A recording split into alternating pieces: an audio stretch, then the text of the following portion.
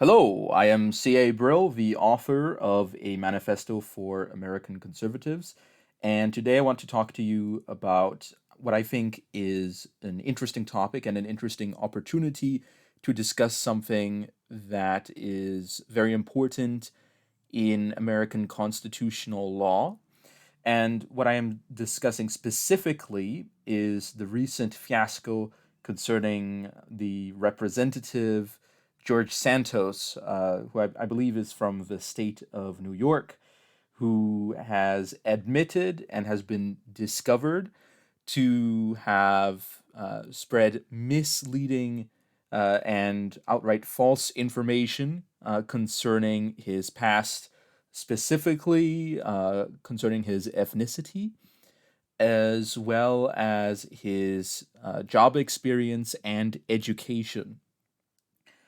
So I thought that this is an interesting topic because it's currently something, at least at the time I'm recording, something that's still pretty fresh in the news and is a bit of a, you could say, partisan talking point where a lot of people who are supportive of the Democrats like to go after George Santos because he is a Republican who has a major controversy surrounding him. And they therefore are using this as an opportunity to attack other Republicans for that same reason. I think that that's somewhat of a silly thing to do. Um, and I'm not going to get into that right now, why exactly that specific approach to partisan politics is silly. But I am going to talk about something that is a bit deeper because a lot of people look at George Santos and they think, oh, George Santos, he lied. That's terrible. He must resign. But I think one thing that a lot of people need to look at when they see a politician who is corrupt or deceptive, they have to ask, how does this reflect on the voters? Because in the United States, especially in the House of Representatives, these persons are elected to represent particular people, and therefore the voters themselves have a degree of culpability if the politicians they elect are incompetent or corrupt or whatever else.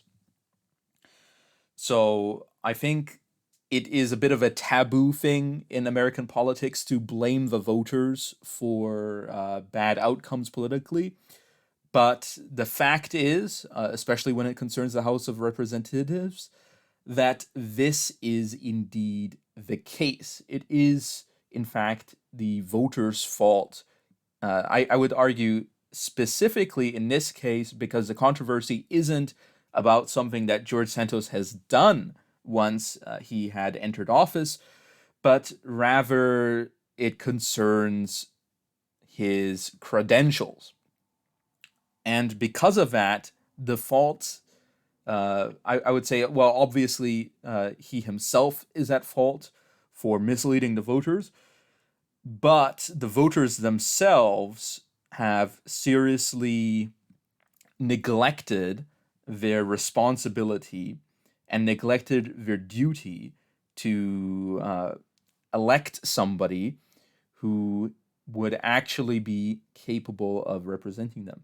As such, I have made some statements regarding this. I have written those who voted for George Santos because of his fake ethnicity are prejudiced, which is true. If you vote somebody simply because of their ethnicity, it is a prejudicial type of voting because you're not voting based off of experience, based off of character. You're voting based off of somebody's identity.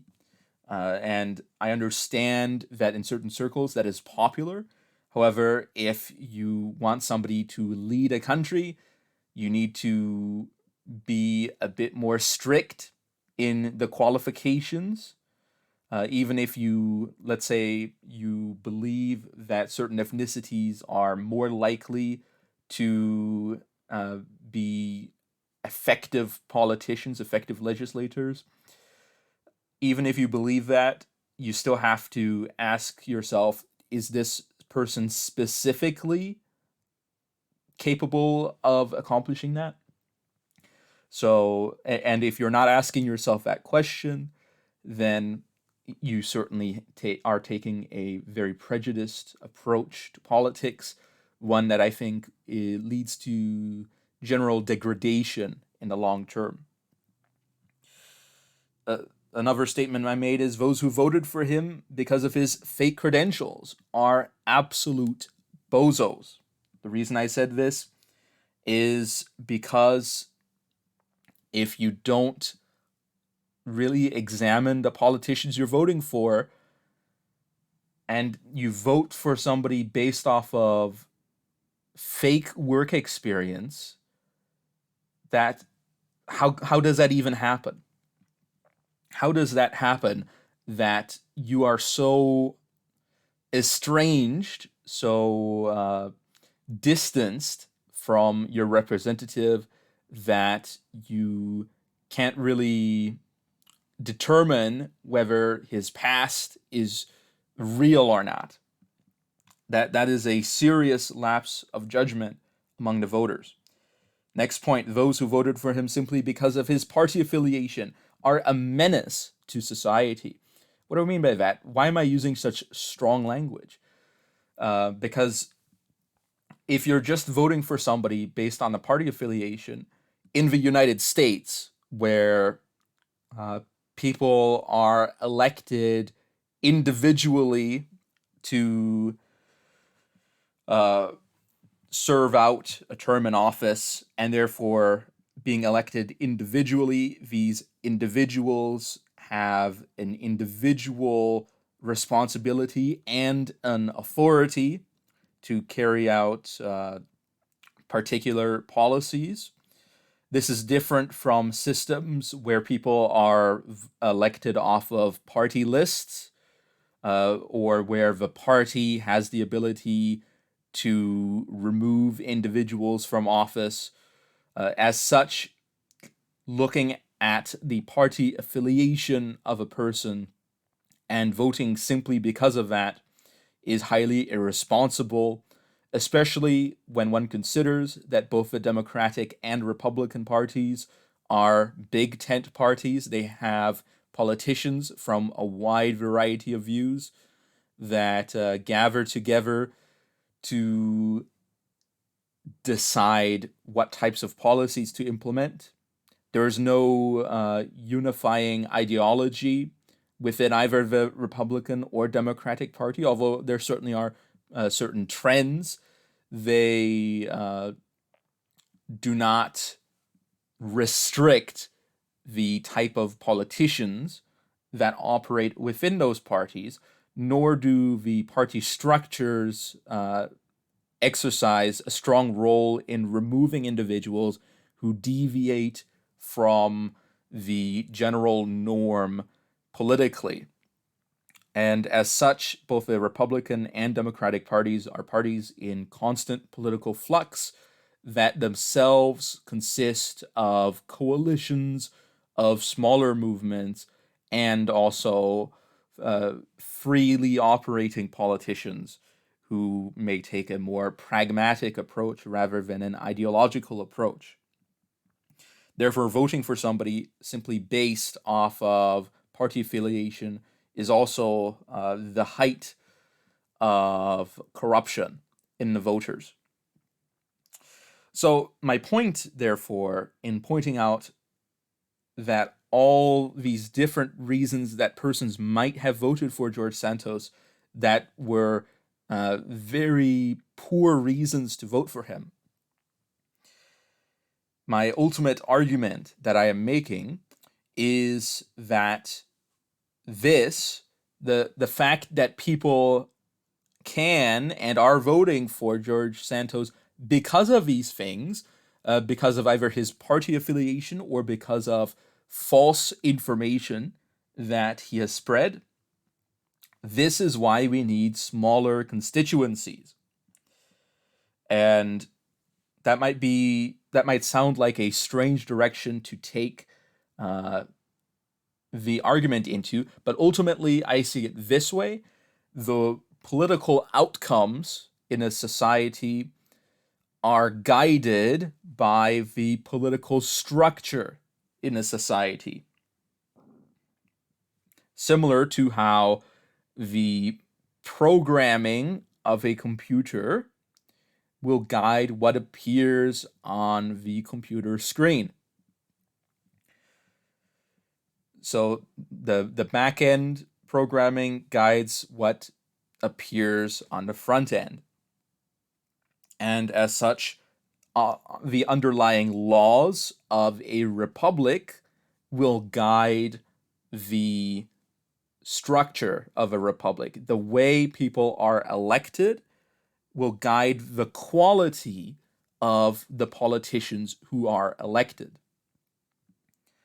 And this is why America's founding fathers took great care in how they designed the legislative and electoral systems of the United States, because they were concerned that a poorly designed system would lead to disadvantageous outcomes. And how do I know this? I know this because I have read the Federalist Papers written by Alexander Hamilton, James Madison, and John Jay, who wrote concerning the new Constitution, the arguments in favor of why the several states should adopt them back in the 1700s, and also the precautions that are taken in the Constitution in how it is written and in how it is balanced. So, by the way, this whole argument I had originally written as a Twitter thread. So I am progressively reading through this. I refer you to the argument of Federalist 55 and 56, the conclusion of which places the optimal size of constituencies in the tens of thousands.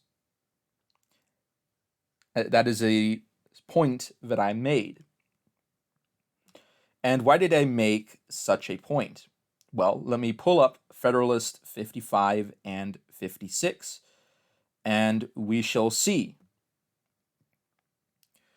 These particular parts of the Federalist Papers, according to the source I'm looking at, could have been written either by Alexander Hamilton or James Madison, although there are some elements here that I think are certainly Hamiltonian, at least in influence, and they concern the total number of the House of Representatives.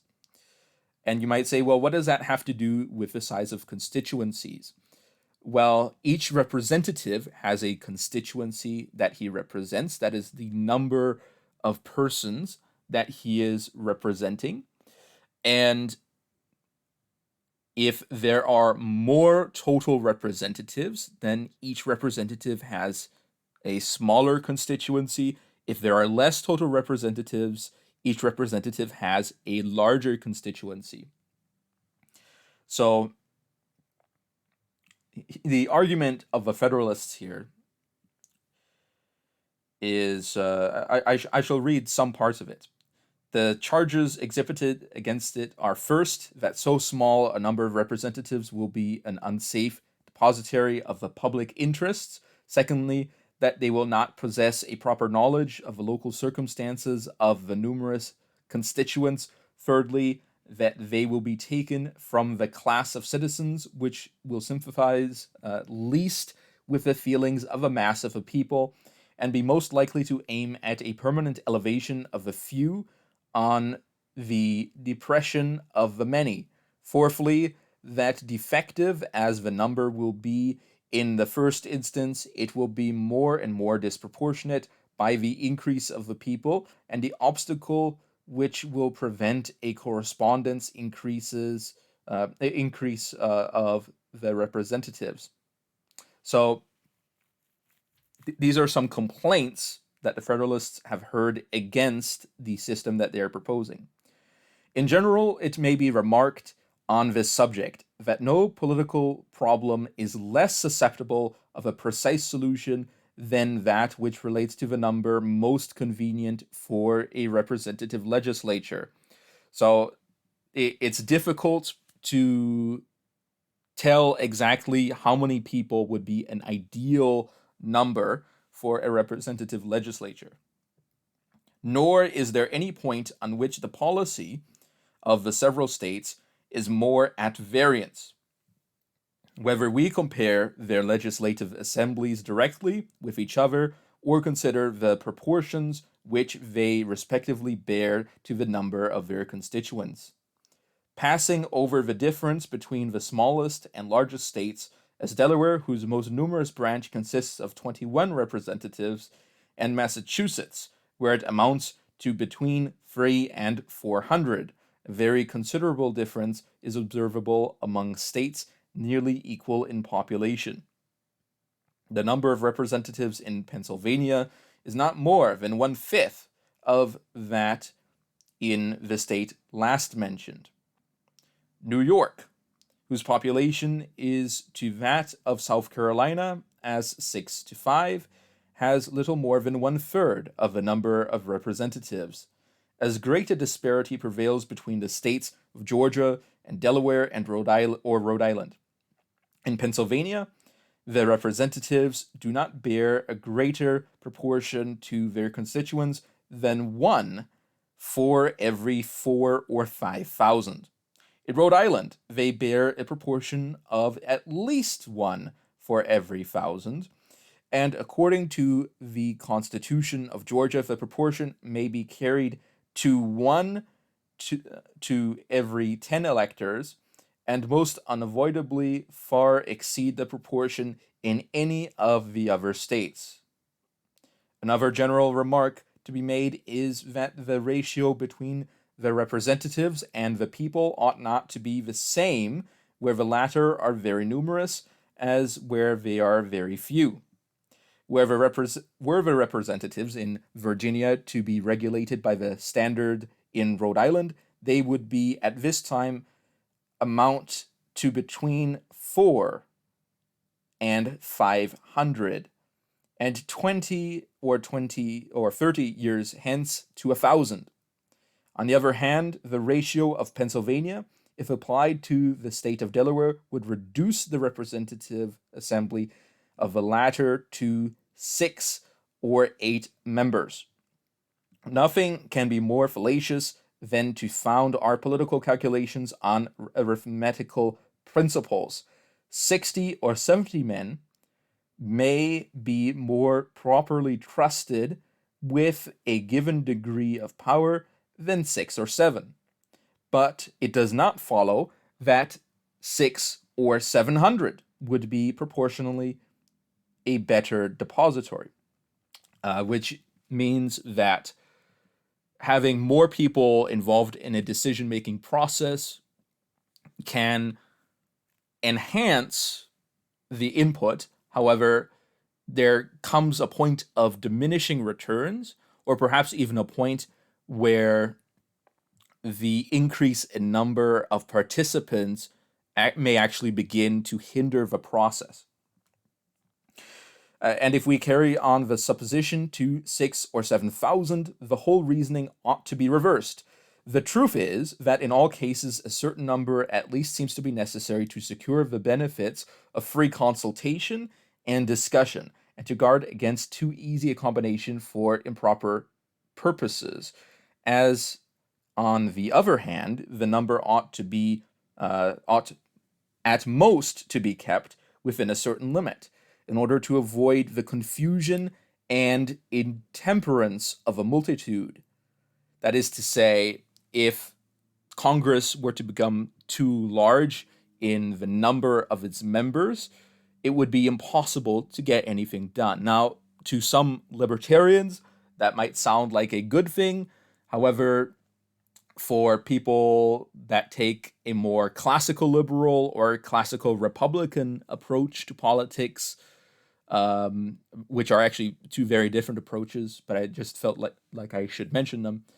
Uh, it is something that is dangerous, especially if you still have a sovereign country that has to operate with other countries in foreign relations on behalf of the several states. In all very numerous assemblies of whatever character composed, passion never fails to wrest the scepter from reason.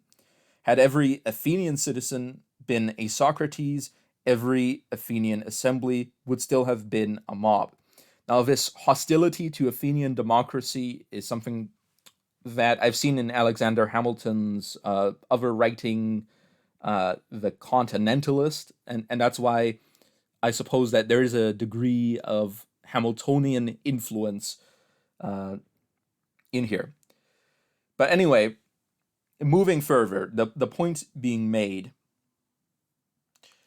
I will proceed more towards the end so that we can get to the actual part that I think is also relevant here.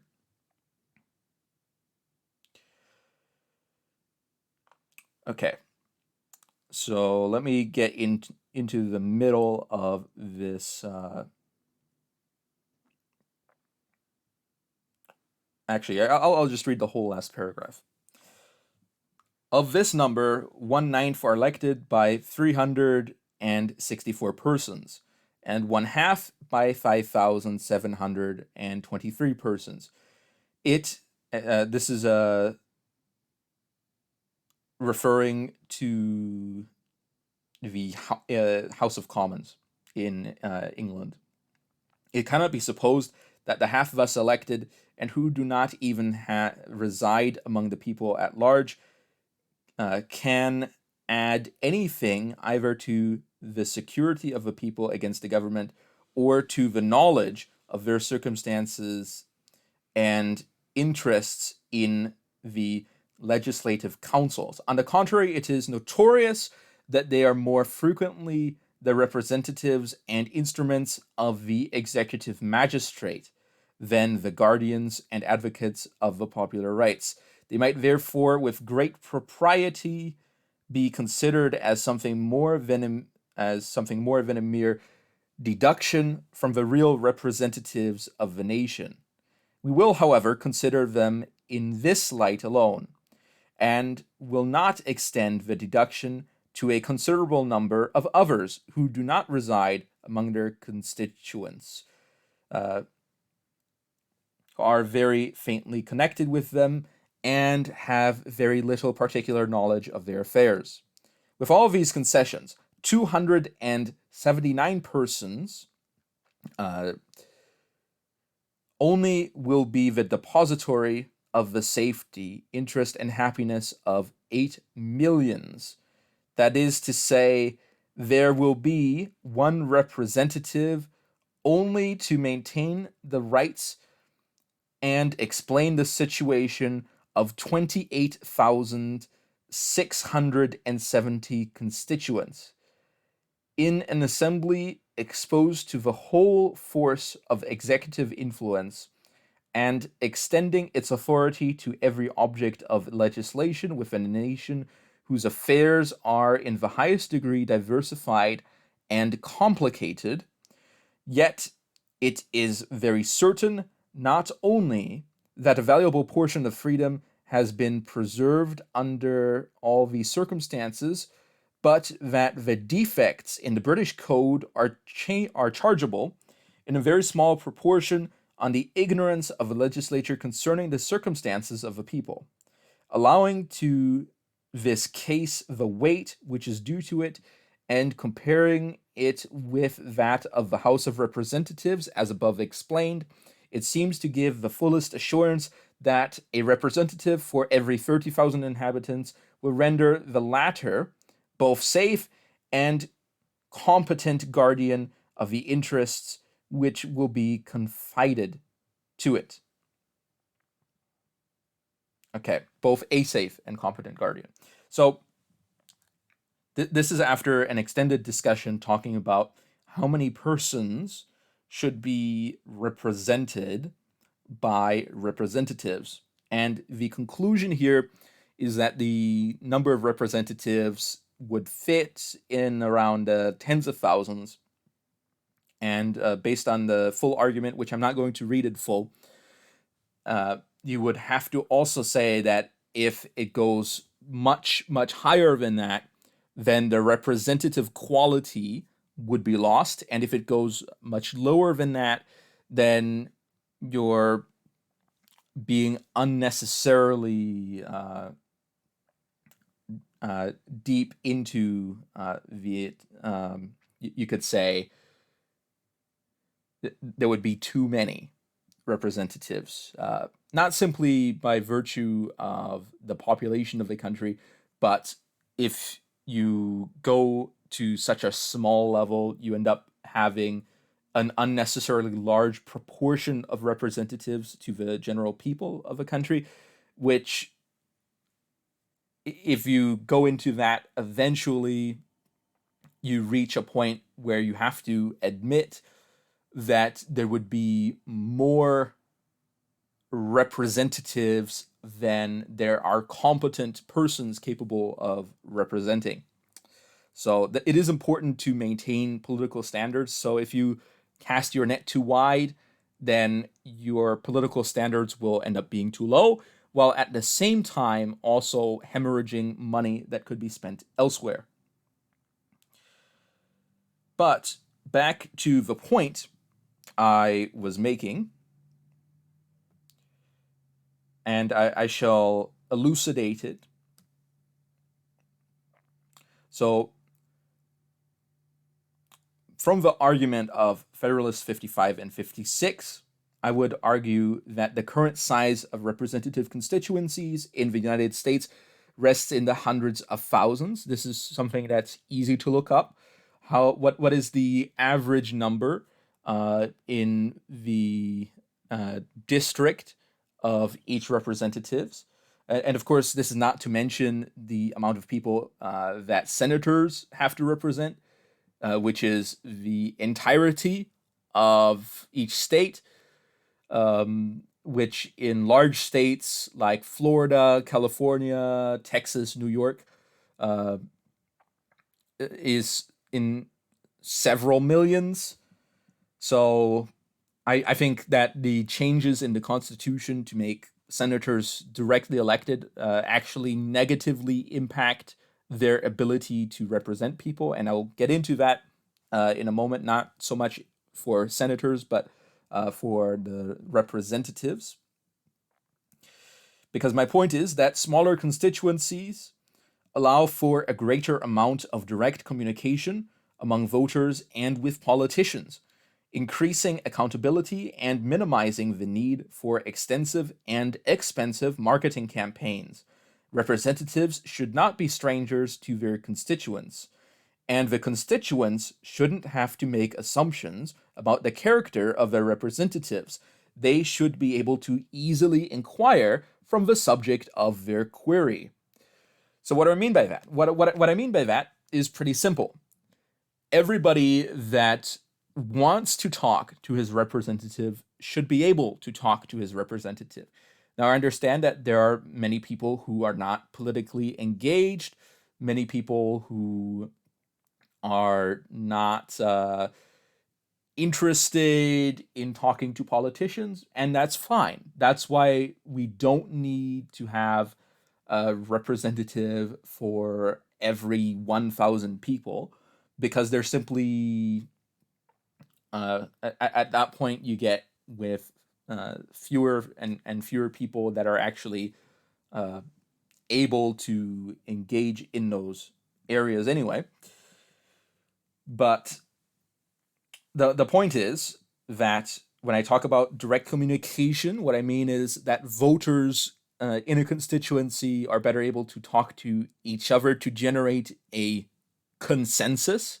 Because if you have a constituency that is the size of several cities, it's hard to get a consensus among the people living there as to what is going to benefit or harm their communities, because they are not a community, they are several communities. And therefore, I think making smaller constituencies allows the constituencies to piggyback off of their status as communities to have a greater understanding of what would benefit and harm these people, and also to allow people within the community to more effectively communicate with each other on those issues, as well as with the representatives who, by virtue of representing a smaller number of people, don't have to engage in large and expensive political campaigns, the which actually introduces a lot of money into politics.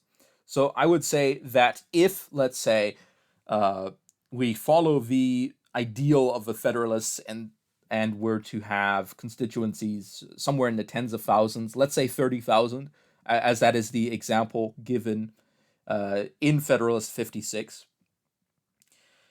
If we have that, then we end up in a situation where it's a lot easier for people to campaign, and so they don't need as much money to campaign. Now, that doesn't mean that they won't spend money on campaigning, because obviously they would. Mayors campaign in small towns, and they spend money on that.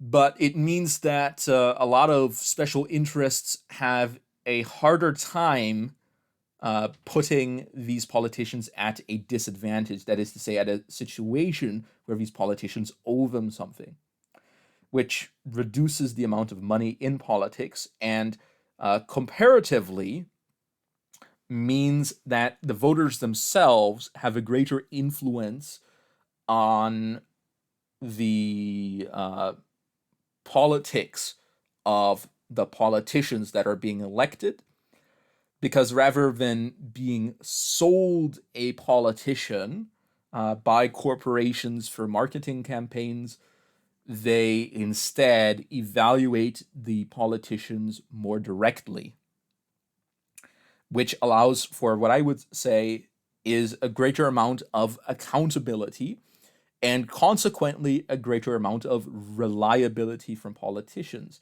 And this means that politicians like George Santos would have a lot harder time getting elected based off of false information, because the politicians, well, not the politicians, the voters and prominent figures in the communities would be able to go up to him, to talk to him, and to ask him more directly, and to evaluate whether he is lying to them. Because when you have a large multimedia political campaign, it's a lot easier to actually sell false information. And another thing that I see happening from large campaigns is that you aren't able to get as deep into the specifics of policy, and therefore the actual policies of politicians are dumbed down for campaigns, uh, which I think is also a problem when it concerns the ability of voters to effectively judge their politicians. If the politicians don't actually run based off of the degree of quality that they're actually going to exercise in office, but instead run based off of the lowest not common denominator of how they would get elected, then it increases the amount of corruption and the disconnect between politicians and their constituents. So, moving on. And this is where, by this point, some of you may have already noticed that there is a problem between the ideas that I talked about from Federalist 55 and 56 that emerges when you look at today's United States. So here's the problem. However, there is a fatal flaw in the Constitution itself that needs to be addressed. The political system, this political system, is not designed to endure the massive population growth that America is still undergoing today. For this reason, Congress has decided to sacrifice the integrity of its members as representatives by allowing for larger constituencies to prevent the immense problems that would emerge from an excessively large deliberative body from admitting too many representatives. What do I mean by that? Well, if you let's say you go by the early standard set out at the founding of this country, that you have a representative for however many number of persons in a constituency. It changes all the time because obviously populations change. You can't put it at a strict. We need to have one per 30,000, and so you can't have more than 30,000 in a constituency. That's obviously not going to happen. Obviously, there needs to be varying levels because people die, people are born, people emigrate, stuff happens.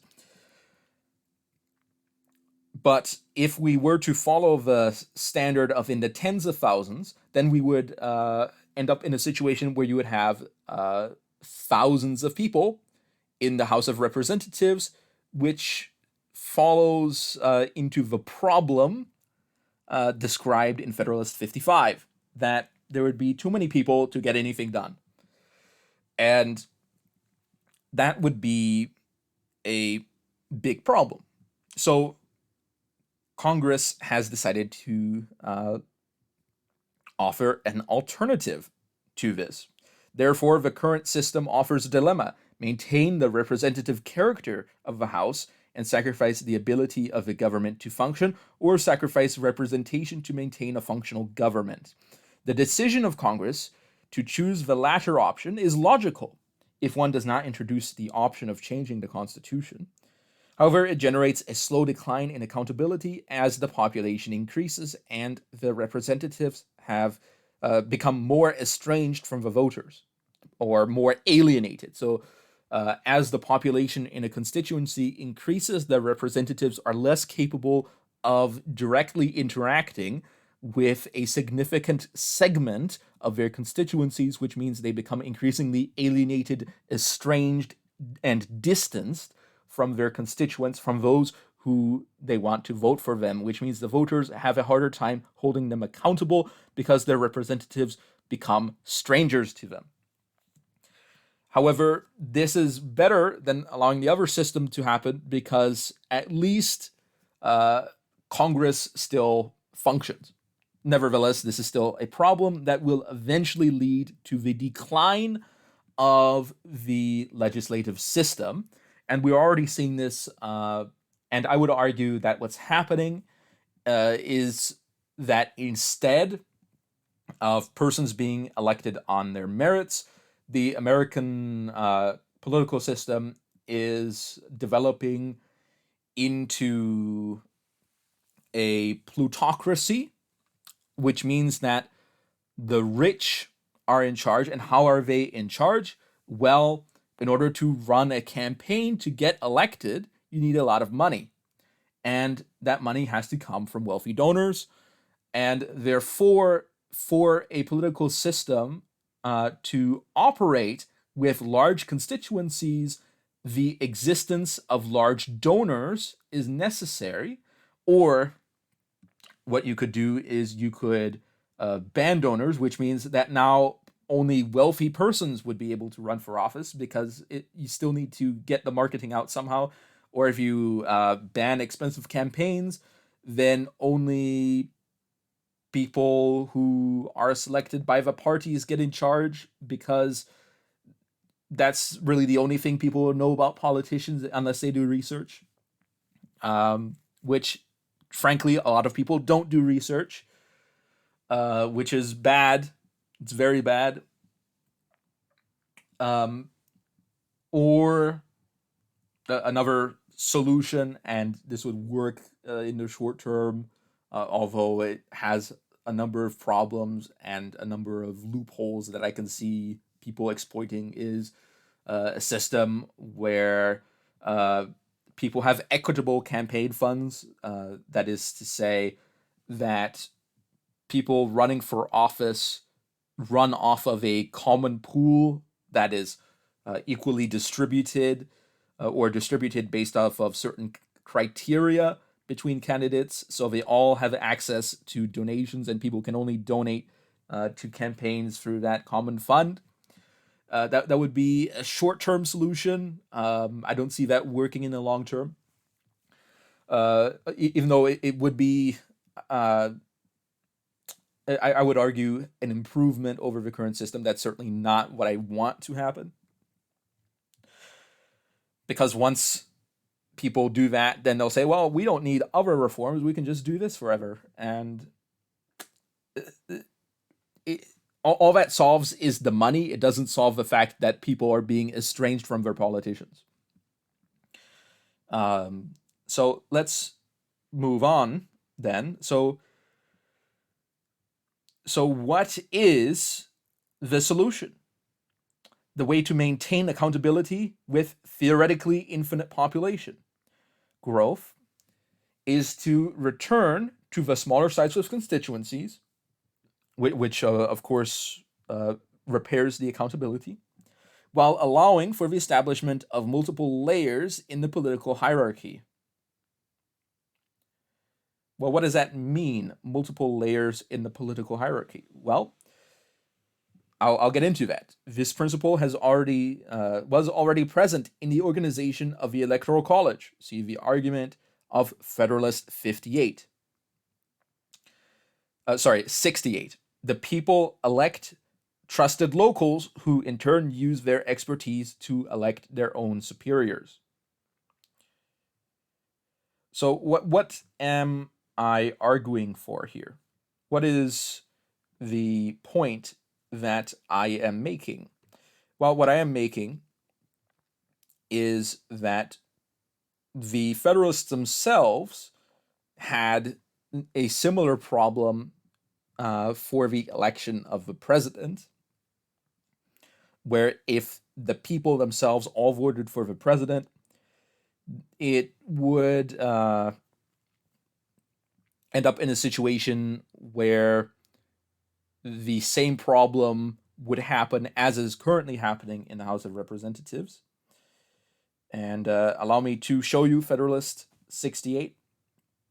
And so what they did instead is they established the Electoral College so that people can elect intermediaries to vote on their behalf. And those intermediaries would then be able to better act as electors for the higher level. So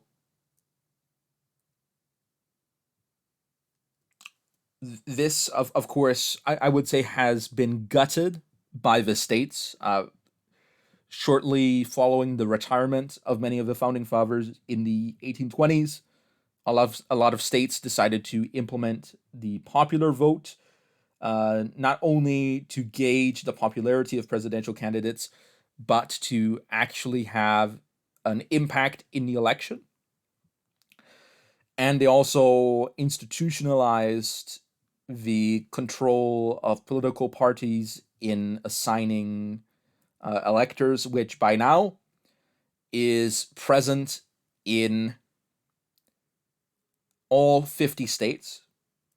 All 50 states by law have rules that mean that the slates of electors are not decided by people voting for the electors individually, but by the party structure. Essentially reducing, I would say, the voters' direct power, while also not compensating for it through trusted expertise, but instead putting unelected persons in charge of the system. which I think is quite silly, but that's how all 50 states have decided to do it.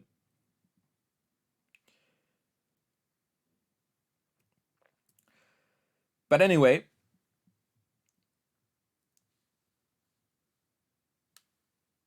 here we go. Let me read some of this. The mode of appointment of the Chief Magistrate of the United States is almost the only part of a system of any consequence which has escaped without severe censure or which has received the slightest remark of approbation from its opponents. The most plausible of these, who has appeared in print, has even deigned to admit that the election of a president is pretty well guarded. I venture somewhat further and hesitate not to affirm that if the manner of it be not perfect, it is at least excellent. It unites in an eminent degree all the advantages, the union of which was to be wished for. That is to say, that Alexander Hamilton here, writing Federalist 68, is saying that the Electoral College is the best electoral system in the Constitution. And he's not simply saying that himself, he's saying that based also of his opponents, the anti-federalists, are also saying that the Electoral College is the best electoral system in the Constitution. Now, obviously, the Electoral College, as it is described here, is very different from how it operates today, which is a true shame. But let's move on. It was desirable that the sense of a people should operate in the choice of a person to whom so important a trust was to be confided. This end will be answered by committing the right of making it not to any pre-established body, but to men chosen by the people for the special purpose and at the particular juncture. So he's saying that it's a separate system that runs parallel to the other systems. It was equally desirable that the immediate election should be made by men most capable of analyzing the qualities adapted to the station and acting under circumstances favorable to deliberation and to a judicious combination of all the reasons and inducements which were proper to govern their choice. A small number of persons selected by their fellow citizens from the general mass will be most likely to possess the information and discernment requisite to such complicated investigations. So the point here is that the reason why electors act as intermediaries in the election is because of the acknowledgement that not all people are the same in their ability to analyze politics, and that therefore it makes sense to find trusted persons among the people, persons of good repute, to, on behalf of the people, elect other persons, that is to say, the president, to and the vice president, to manage the country. So the point here is, you could say, argue very undemocratic, because it argues that a direct democracy would have an inferior outcome. And I'm inclined to agree, based off of the argument of Federalists 55 and 56, as well as the argument put forward in Federalist 68 now. And there's other points where Alexander Hamilton strongly argues against direct democracy, direct democracy being the system where people are all directly voting, or for the election of a single representative to a potentially infinite number of persons. Both of those are bad ideas.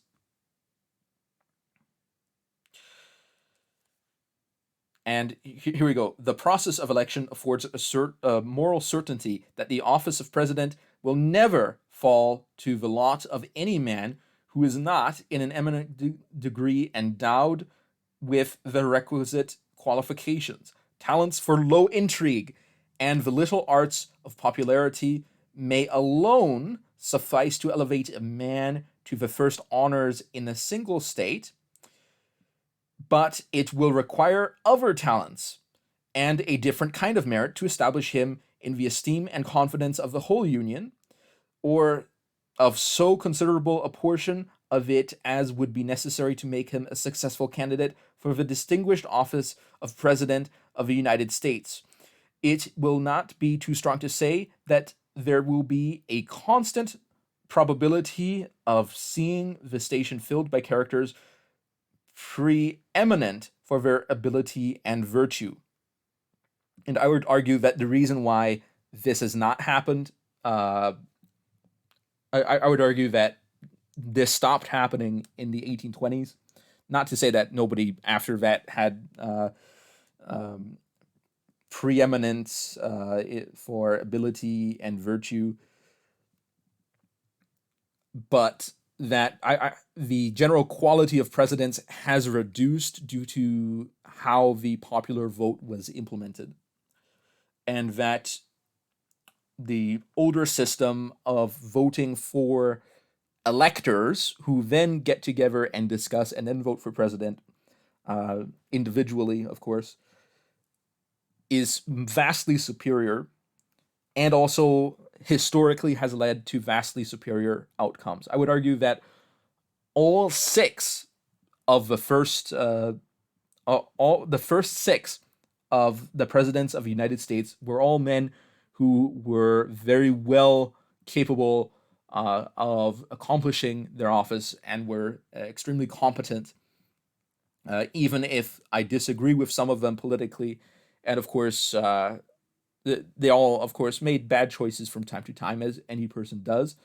But I would argue that the quality of those six and that first period in American presidential history exceeds that of any other comparable time frame in American history. There's never been a grouping of presidents as capable as the first six in American history, on average, anyway. I can say that maybe there's a couple that are very good here and there, but they're not as consistently good as the first six.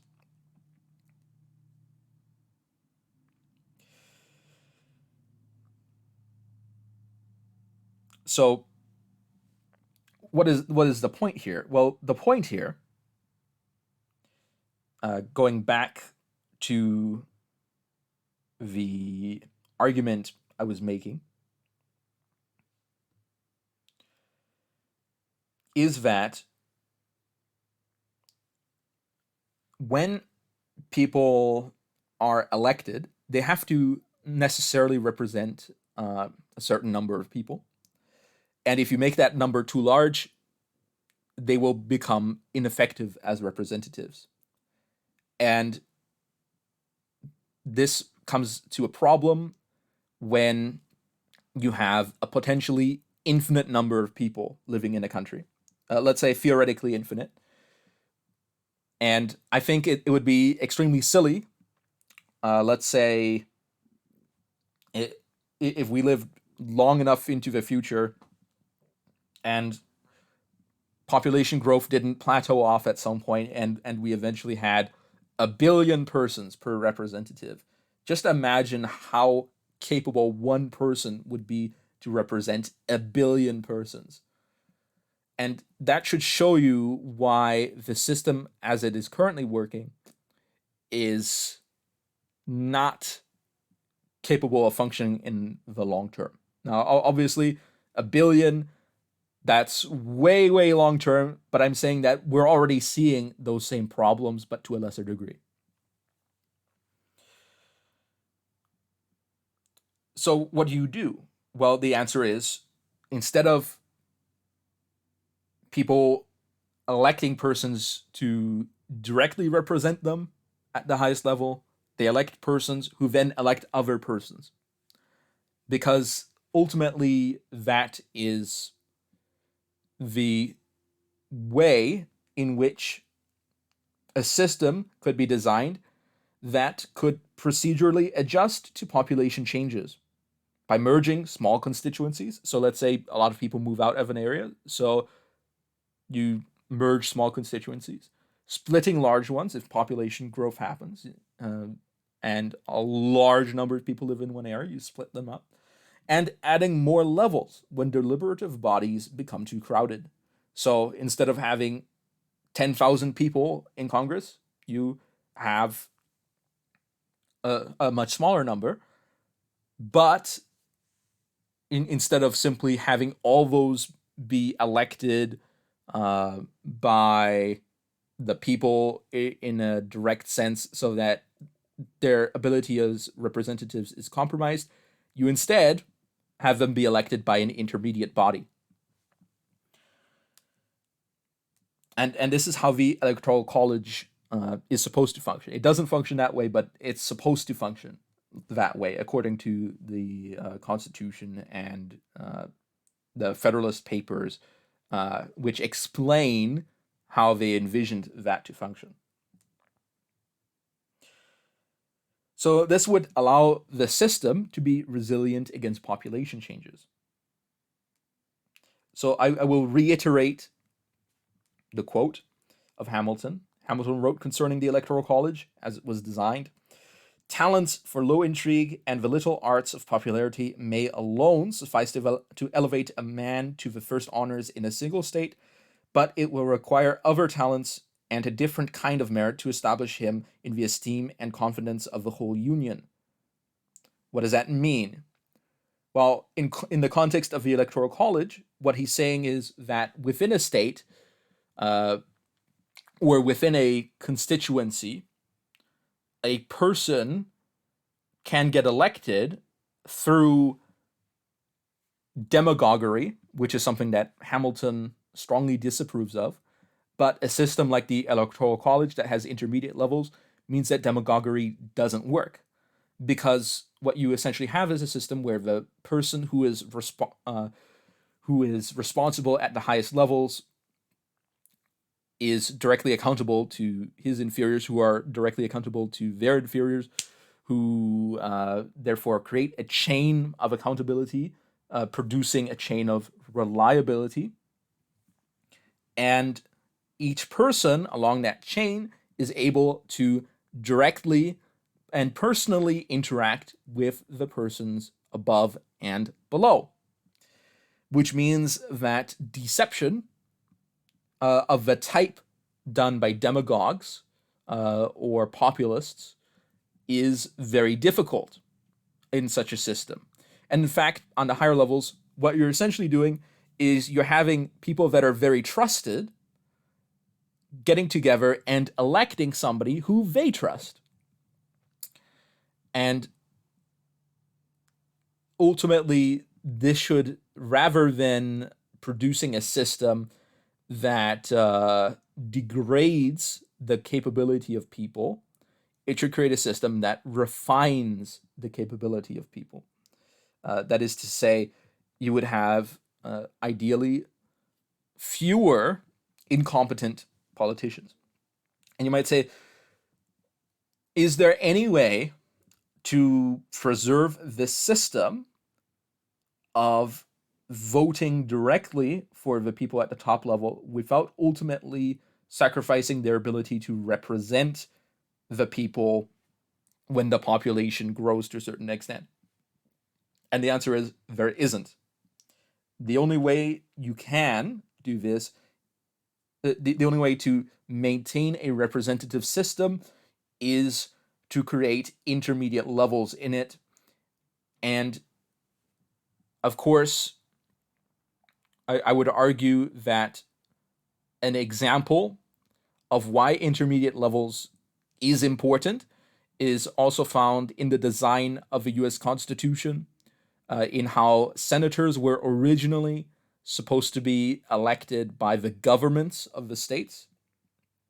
But ever since the Constitution was changed so that now senators are elected by the people, we actually end up with a system where the federal government arrogates more power to itself at the expense of the states who have actually lost their ability to be represented, because what senatorial candidates can do is they can make campaign promises to the people at the expense of the state governments of the states that they're representing. And since the people are capable of voting for both levels of government, the people, if they don't find what they want from the state level, they can simply vote at the federal level and get those policies through, and therefore rob the states of their power and also reduce the amount of, you could say, political diversification in the country by the fact of uniform national policies as opposed to diversified state policies, which increases political struggle because politics becomes an increasingly contentious game, because for one particular ideology to win, others necessarily have to lose because they're not allowed to decentralize. And why are they not allowed to decentralize? Because the federal government takes power. Why is it taking the power? Because the people are voting for politicians that will take that power, and those politicians are running with those promises to take that power because they're not being held accountable by the other politicians who should be holding that power according to the Constitution, the reserved powers of the states, because of the way they are being elected. And that is another way in which how the Constitution is currently structured is damaging the long-term viability of the United States. Now, I'm not saying that the United States is going to collapse tomorrow. I think that that's somewhat of a silly statement to make. But reforms are needed, or political accountability will be made ever more elusive. So thank you all for watching. I've been C.A. Brill, the author of a Manifesto for American Conservatives, and I hope that this has been thought-provoking, at least, perhaps informative, perhaps enjoyable.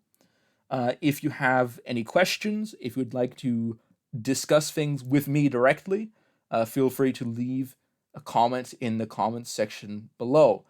So I thank you all for watching, and I will be seeing you all next time.